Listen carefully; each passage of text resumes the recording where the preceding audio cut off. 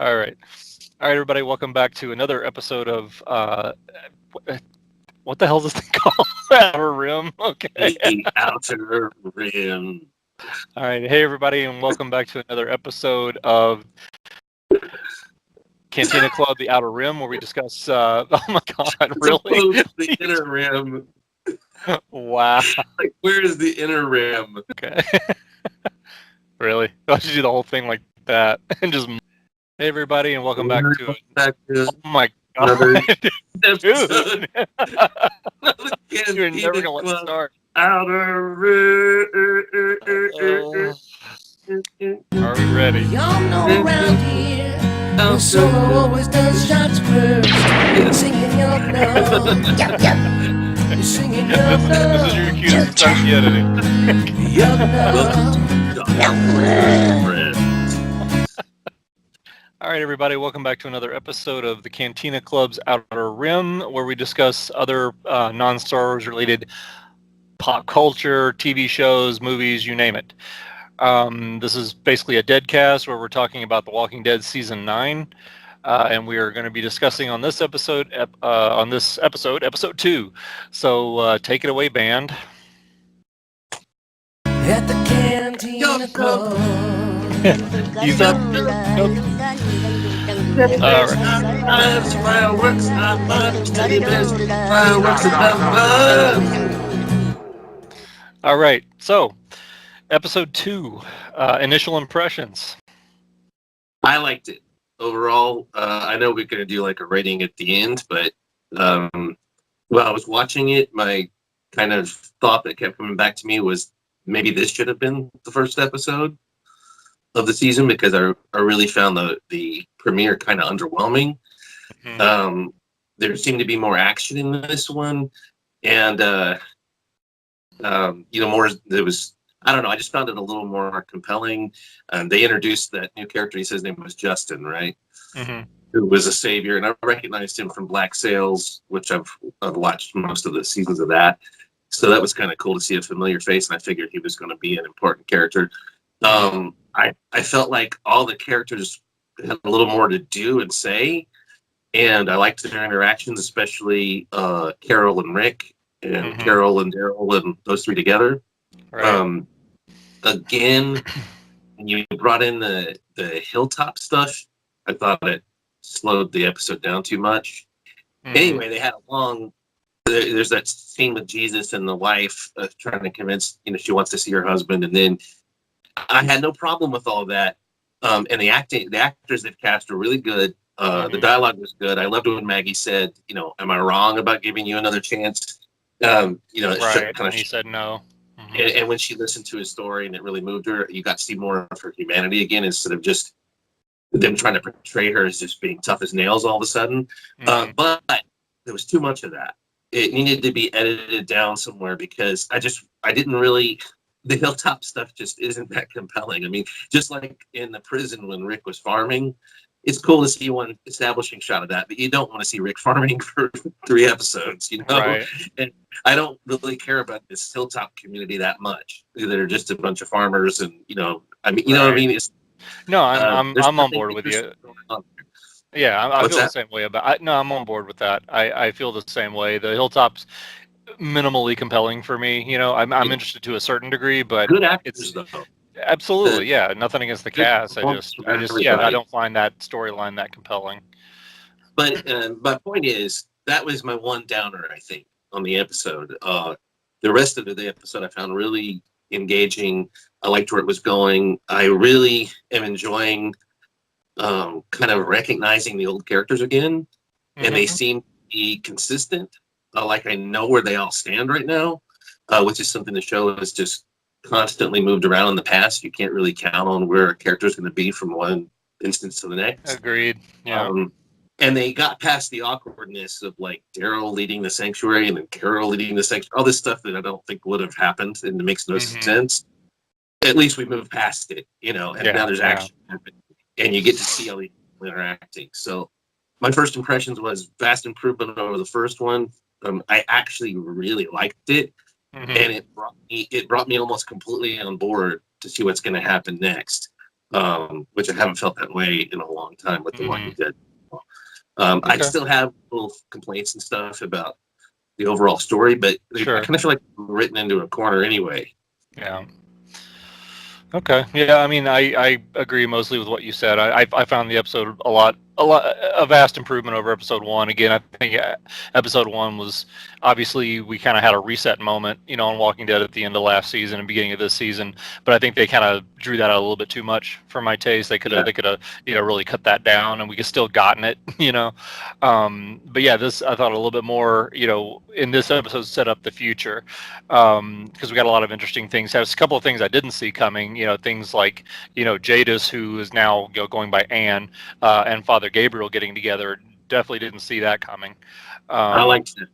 Yeah, I think it's That interesting. I like was the nothing fact like- that it's a curveball and it's not predictable. At least they're doing something different out of the box. But yeah, just to go through a brief sort of synopsis of the episode, we started out this episode 1 month after Gregory's hanging, and the communities have come together to work on building the bridge. The Savior's doing the bulk of the work. That was as per Maggie's arrangement for providing food and things like that. So we've got several of the saviors that have gone missing during this time, and after some persuasion, Maggie ultimately decides to deliver food to the starving sanctuary. However, there's a herd of walkers approaching the construction site, but they've rigged up a series of alarms, kind of like Gondor calls for aid, as it were. Where they're sending these alarms along to sort of distract the walkers. Well, Justin, the guy who fought with on the bridge with Daryl, this redneck guy, the guy you just talked about, the actor from Black Sails, he decides not to sound his alarm, thereby causing some of the walkers to actually approach the site and attack some of the workers. And in the chaos to get away, Aaron actually has a whole cartload of logs cut loose and fall on his arm. Daryl's able to save him. They get back to their campsite, and Enid, who is now the doctor, because the new doctor, I forget the new character's name, but he basically correct, yeah, the one that Carl befriended. Yeah, they anyway, he's basically gone back to Hilltop, so that's leaving Enid now as the only doctor for Alexandria, Rick, and crew. Sorry, that's bugging me. I want to see what this guy's name is real quick. But anyway, she ultimately decides that the only way to save his life is to actually amputate his arm, which they do. And of course, and they show that in all of its disgusting glory. as I want to know if the arm started crawling away. Like does the dead tissue become animated? Yeah. That's actually a really good point. Attack of Aaron's arm. Yeah, exactly. So okay, so after that, that's when we get into the Anne and Father Gabriel stuff, where he made the comment about or she makes the comment, well, aren't you celibate because you're a priest? He's like, I'm Episcopalian. He's like, right. Yeah, I'm Episcopalian. I'm not celibate. And so she, like, before he literally can get the sentence out, she puts her hand, on his inner thigh, So we kind of know where that's going. I love that line when he said, "I'm on watch." He said, "So watch." That was great. Yeah. And then so we also have a scene not long after that where she looks up in the sky and notices once again the helicopter's back. So we still have the mystery of the helicopter out there that has not been solved. What's that? I kind of missed that. I mean, I don't know how, or I just forgot. She was up in that crane, right? Right. That they have conveniently. Yeah, and you barely see. You hear a little bit of the sound. That's a couple of the blinking lights up in the sky with her looking up at it. Okay, yeah. So it's a reminder that helicopter is still out there. It's still around. Yeah, exactly. Around that. Right. And so anyway, so basically the last couple of scenes on the episode are Rick goes to Negan in his cell there and kind of brings him up to speed on what's going on. It tells him about the bridge repair and all this kind of stuff, about how Carl's plan is working and everything's going great. And of course, Negan and his typical response is that it's going to fail. You're just getting this world ready for me, and they just have kind of a little back and forth, which I actually enjoyed. I kind of like the writing in that scene. Taunted him with Carl. So yeah, that was his, how he hit under the belt. Right, exactly. Yeah, exactly. Good point. And then the final scene we have is Justin is banished because he basically and a scene I really liked. It's kind of like a flashback to old Rick, I thought. And when Justin tells Rick, "Hey, keep your dog on a leash," meaning you're referring to Daryl, of course. And I like the fact that Rick jumped immediately to Daryl's defense and even flashed back to his policeman days of saying, I used to have guys like you in my car every weekend, telling me how everybody's against you and the world's against you and you can't get a break. I like that scene. I thought that was really good. And he ends up banishing him from the camp. So the last shot is Justin walking his way back to the sanctuary, and he gets abducted. So that's where the episode leaves off. So overall, I did like the episode. I thought it was a big improvement over episode 1, and I'm looking forward to episode 3 and seeing where they go from here. How about you? Yeah, the same. Like I said, I haven't.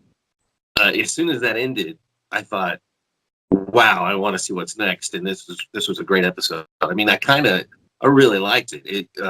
I had such a lukewarm response to the first one that it really surprises me. The second one drew me in so much, but it had a little bit of everything. And I love the fact that they're introducing a mystery.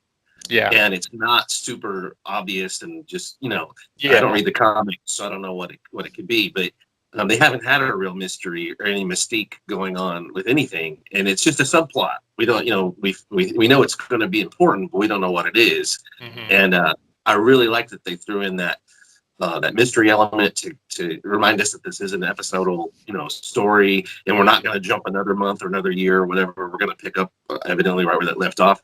I agree with you. One of my favorite scenes was Rick going medieval on the Justin guy. Yeah.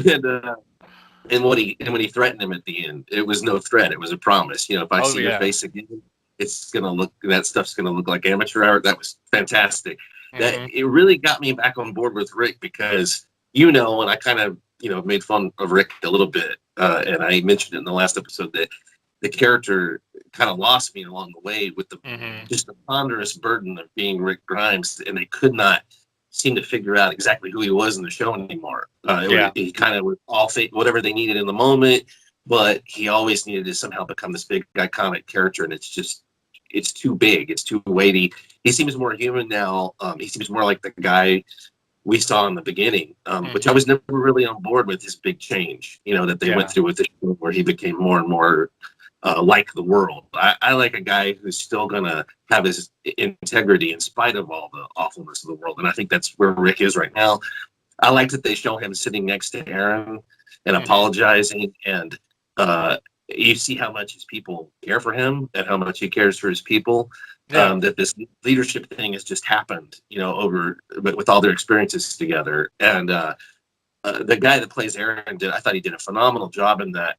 Even though there's no way to accurately show how horrible it would be to have your arm amputated, I don't, it's a little too easy or whatever, it is a little too pat, but he did a fantastic job. And he really sold it. Yeah, Russ Marquand is such an amazing actor, and he's one of my. Yeah, go ahead. I just say I thought you got to see every side of Rick in that episode, except and I can't remember. I think there might have been some scenes with Michonne again. Anyway. You got to see most of the good sides of Rick there, and with all these different characters, with Daryl, with Carol. I thought Carol was phenomenal. Just the little bit that she had, the fact that she's speaking and making sense, and carrying forward in a straight line, and she's back to being, that solid character that we know. Right. Daryl is justifiably angry, in the scene where he sits there with Aaron and is giving him all that support, and then he goes out and just starts looking for the guy to kick his ass. And just righteous fury. I was on Team Daryl for the first time in a long time. Like, I know what he's angry about. I understand the character right now, and he's vocalizing it, and he's taking action directly. That makes sense to me.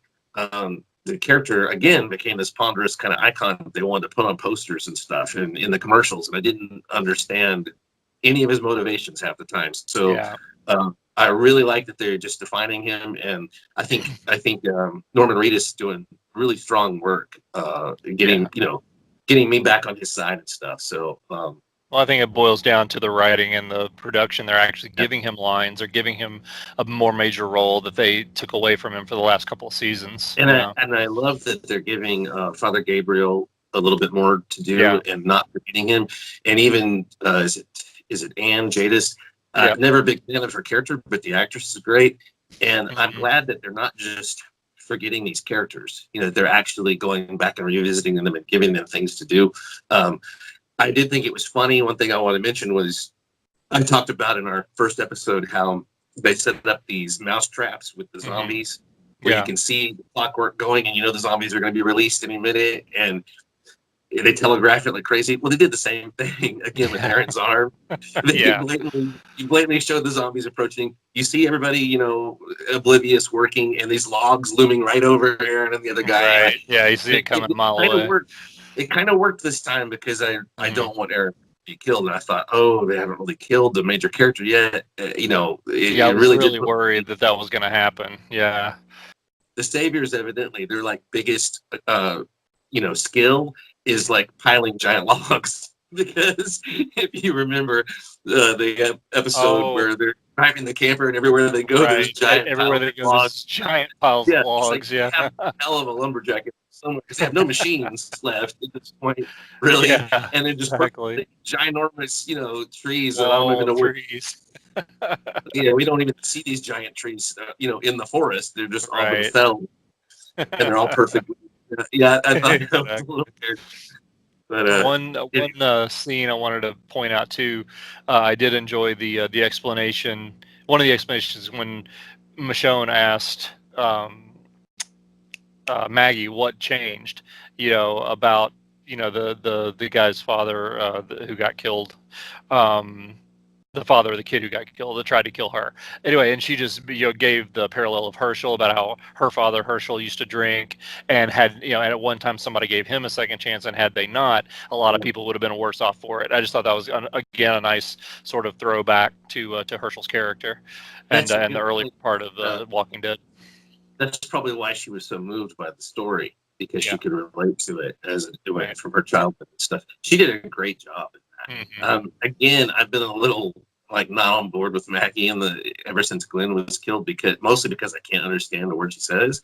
But this year I haven't had that much trouble. I mean, it seems like everybody's enunciating better. I don't know if they're actually getting real dialogue now. I think that's part of it. It does seem like she's toned down the accent a little bit. Yeah, thank God. I noticed that the last couple of episodes she's toned it down a bit.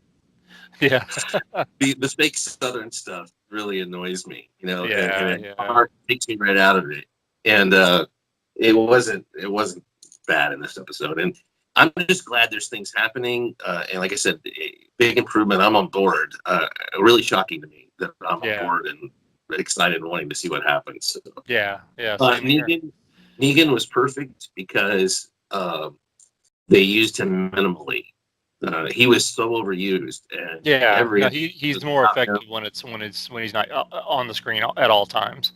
Or, you couldn't bring Darth Vader in every scene. Right. It loses the mystery and it loses its effect. Yeah. There's always the minions around, and then Darth Vader shows up and everybody stops, and he's menacing. I thought Negan, just when he leaned forward and kind of delivered that line, even though I'd seen it in the commercials, he was menacing again. Even though he looks kind of like his best days are behind him right now. He looks kind of worn out, and I think that's all on purpose, Yeah. But it's the idea behind him, and the intent behind him is sort of lurking there, and I hope they can deliver on the promise of that. Yeah, I absolutely agree. All right. Well, that was episode 2 of The Walking Dead season 9. So tune in next week for our next episode where we cover episode 3. And just for the record, the episode name for this one was The Bridge. And next week we've got coming up Warning Signs is going to be episode 3. So let us know what you think. Friend us on Facebook and find us on Twitter at Cantina78. And just search on Facebook for the Cantina Club and you'll find us there. All right. Until next time. Hey, I got one last question. Sure. Just based on your initial viewing, we gave the last one a rating. I think I said 5.5, and you said maybe 6.5. What would you, out of 10, what would you give this one? Out of 10, I would give this one probably about a 7.5, 8. I think we're right on the same place. I don't want to overdo it, but Yeah. glimmer of hope here for me. So I got to put it at least 7.5. So. Yeah, we're in agreement on that. All right. See you next week. Yep, yep. You're singing your love. Cha-cha. Your love. No. At the Cantina Club.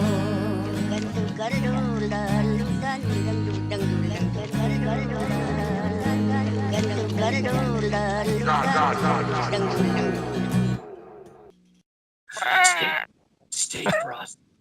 Stay frosty. I believe you, but now we have to go.